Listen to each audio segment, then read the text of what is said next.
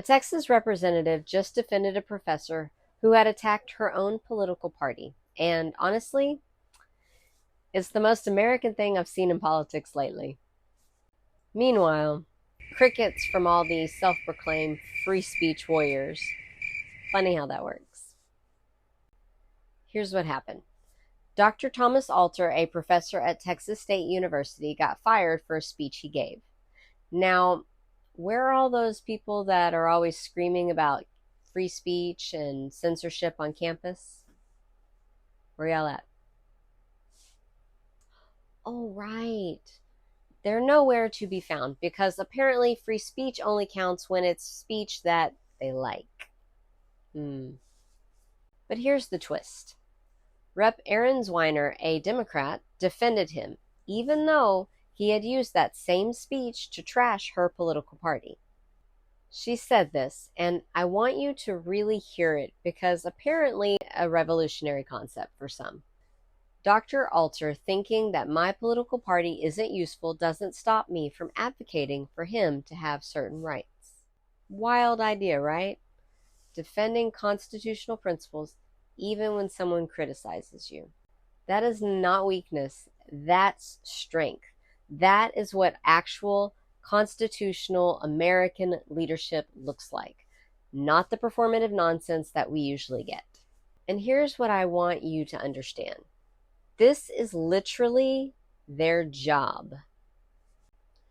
We do not elect representatives to cosplay as free speech defenders on Twitter while staying silent when it actually matters.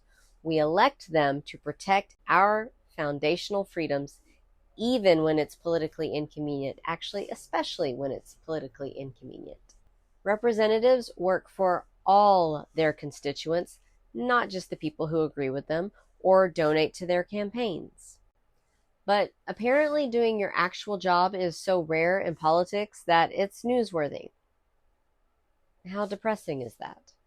This should be the professional standard for every representative, regardless of party. When someone's constitutional rights are under attack, you speak up. That's the job. But while Zwiener was doing her job, where were all those constitutional conservatives and free speech absolutists?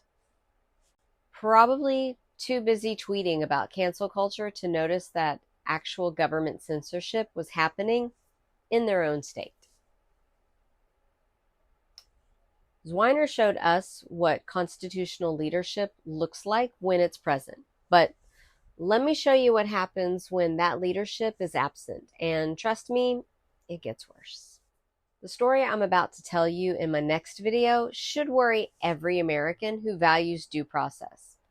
A professor got fired, a court said that's illegal, the university brought him back, and then fired him again. Because apparently law and order only applies when it's convenient. Give me a follow to see the next video in this series because we're building a community of people who can actually explain and talk about constitutional principles instead of just performing them on social media.